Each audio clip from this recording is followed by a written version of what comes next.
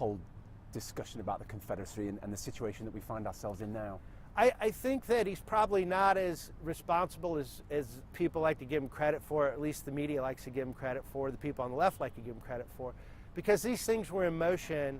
This contention, you know, prior to Trump's presidency, this contention was in motion, certainly in Charleston and after Charleston. So you know, I don't think Trump's responsible. I will say this.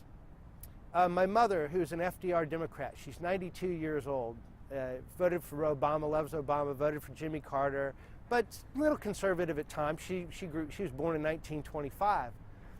But she said that we talk politics, and like I said, I'm more to the right now than she is, but we talk. And she said that she was impressed with Trump's speech, that he had the courage to say that there's responsibility on more than one side to the problems in Charlottesville. And I know that. I know people that had urine thrown on them. I know that people that had battery acid thrown on them. People that supported the monuments. I know people that had dog feces thrown on them, or maybe human feces. People that were brutalized.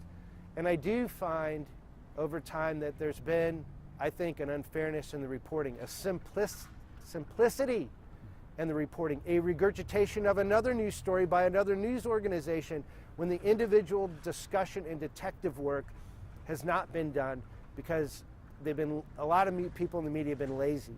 They haven't dug in, and I think it's a fear factor of being labeled as well. If you try to say, well, these people have a right to protest for the monument. I'm not talking about neo-Nazis. That's hard to defend a neo-Nazi. I get that. But what about people that are supportive of the monuments and don't like the communist, sometimes communist-leaning protesters, Antifa people, you know, hammer and sickle flags and stuff? It's weird. People who care about history. People that care about history, that support the monuments get lumped in. And it's just like they get lumped in with the hardline people, and it's like, that's collateral damage. It's collateral damage. And I asked a friend of mine that was at Charlottesville, I said, why would you go there? Because I couldn't be seen there. That would be embarrassing. And he said, I feel that they're my allies as opposed to the Antifa people who want to take the monuments down. And that surprised me. And that was an interesting point because he's like, look, I don't want to be lumped in with them because my dad fought Nazis, or he goes, my grandfather fought Nazis in Germany. He goes, but I'm going to defend the monuments. And I was like, okay, well, there's your answer. That's fantastic, Robert.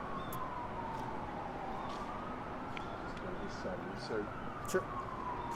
As you were doing before, tell me about some of the inscriptions on this monument that interest you. Well, it's interesting to me, sometimes the arguments made about these monuments are going up during Jim Crow, and it's like, well, yeah, they are. But it's kind of alluding to, well, that's the reason they're going up, because they're extensions of white supremacy. Well, you can argue that.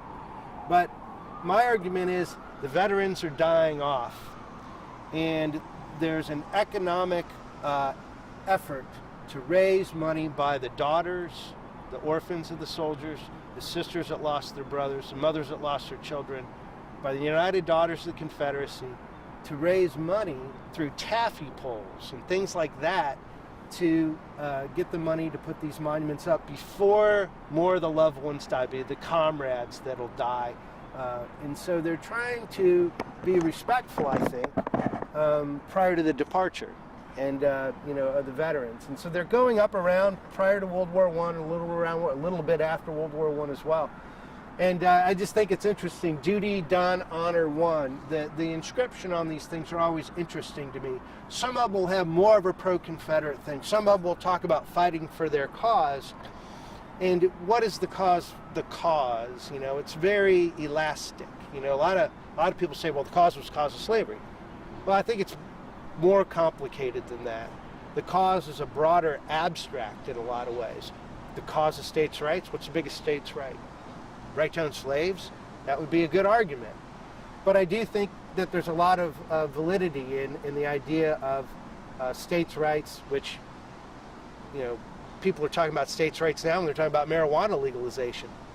So, states' rights is coming up in always these broad discussions. So central versus state. That goes back to the Peloponnesian Wars or even further back, central versus state. How strong do we want the Central to be? And I think that one of the arguments will be we wanted more individuality, we wanted more states' freedom. Well, it's not simple. You know, what's the biggest state right?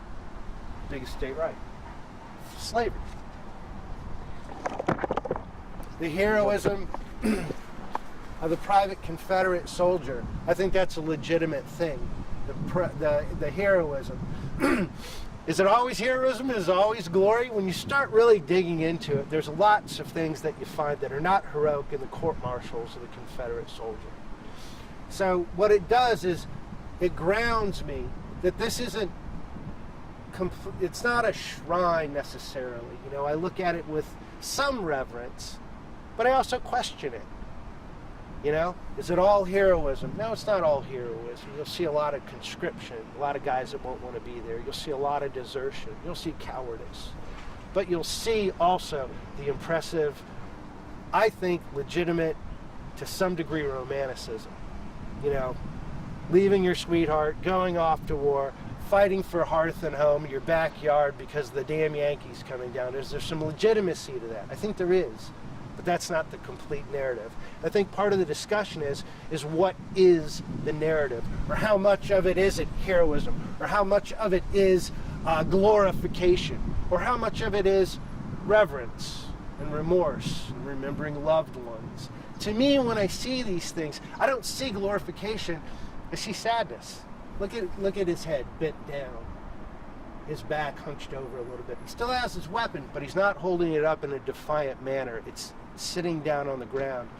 So I think that sometimes the posturing of these things, the artwork, is important to look at.